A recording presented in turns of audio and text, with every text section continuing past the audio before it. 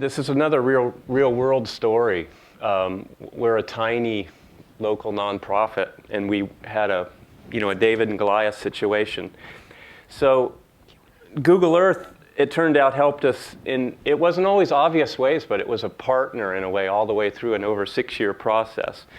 So ultimately we were able to get a large scale, very poorly located quarry denied because we were able to graphically illustrate in a super credible way why that should be. There were obvious problems pretty much all the way around.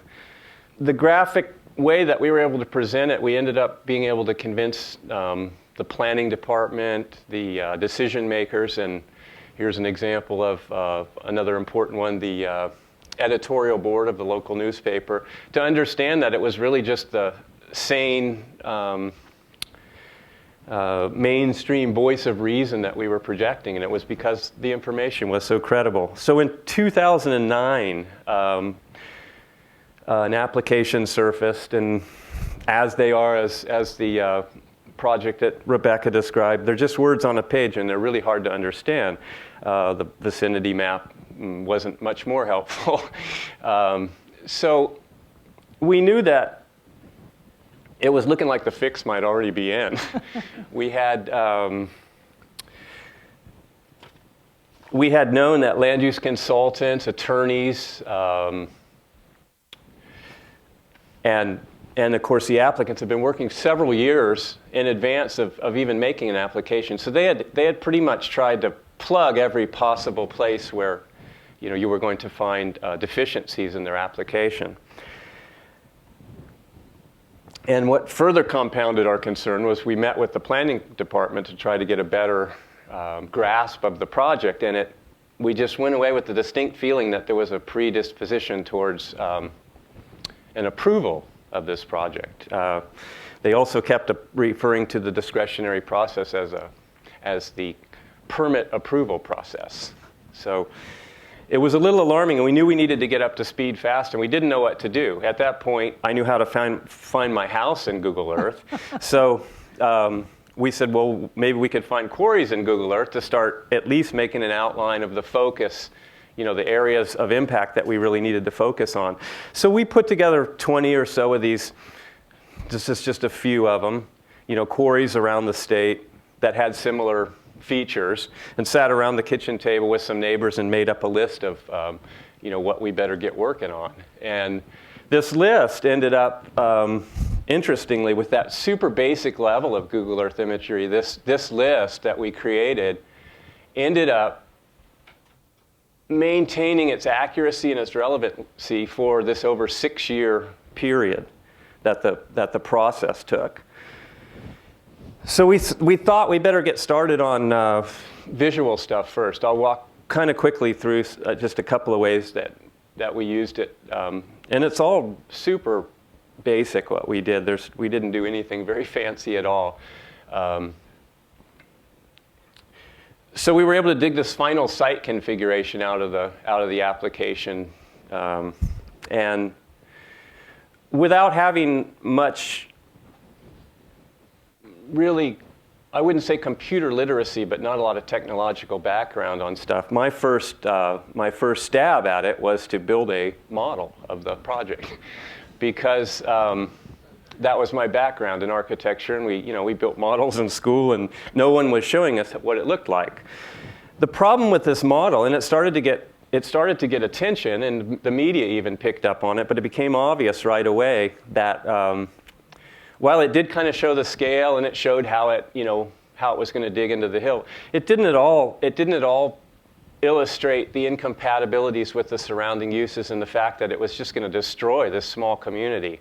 And so that was the juncture when I displayed this model to somebody and showed my frustration with what we weren't getting any traction in the community. And she said, you need to see this video that Rebecca presented in 2011 at the Bioneers.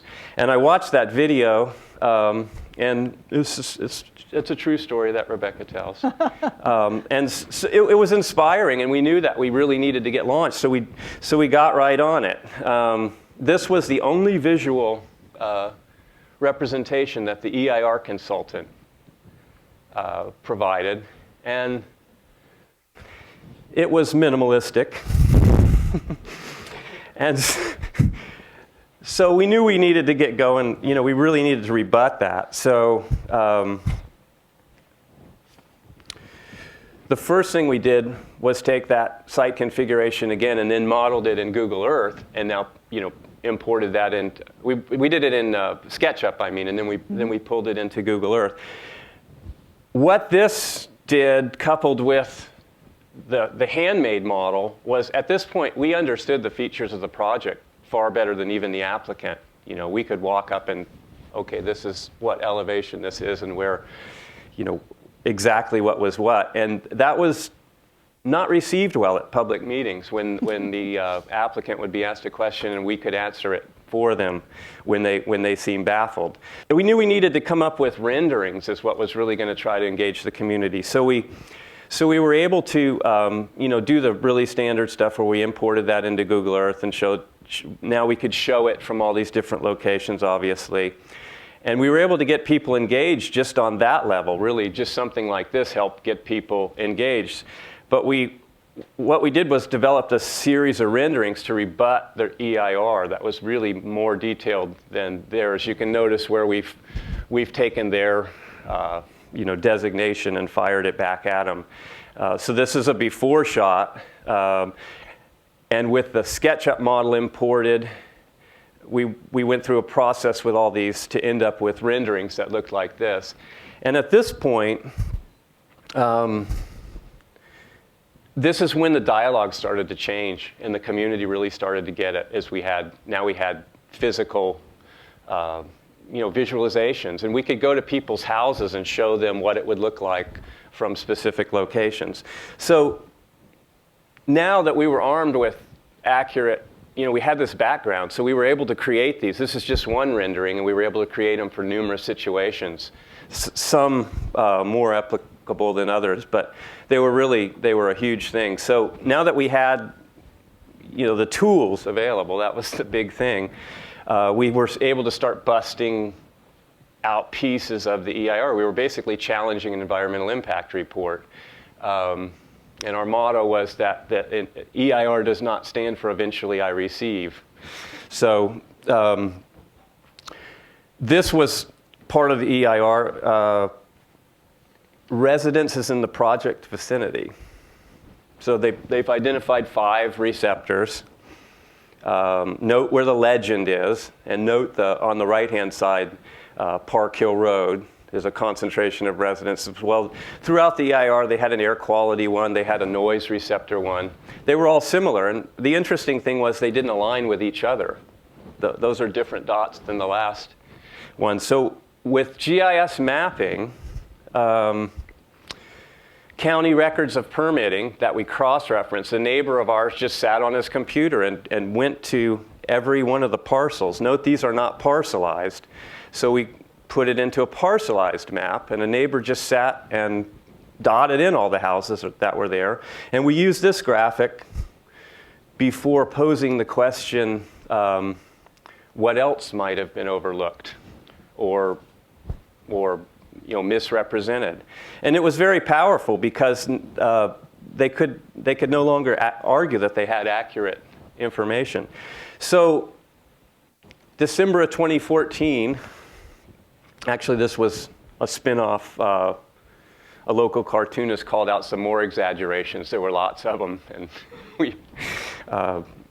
that kept getting called out. So in 2014, finally the staff put out their staff report that was recommending for denial of this project.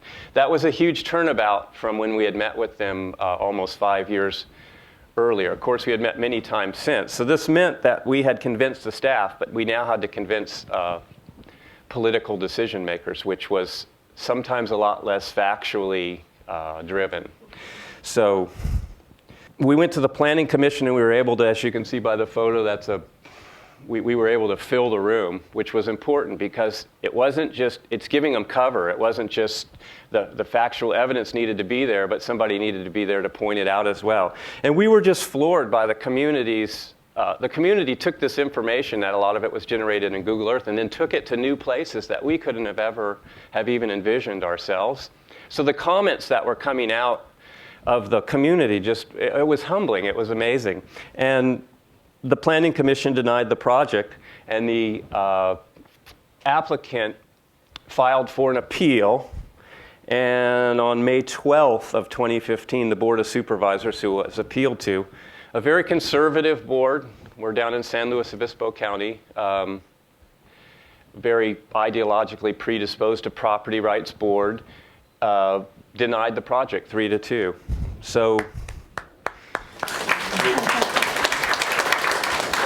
I guess our simple message is, these outcomes are possible, but it does require action and follow through. And thank you, Rebecca.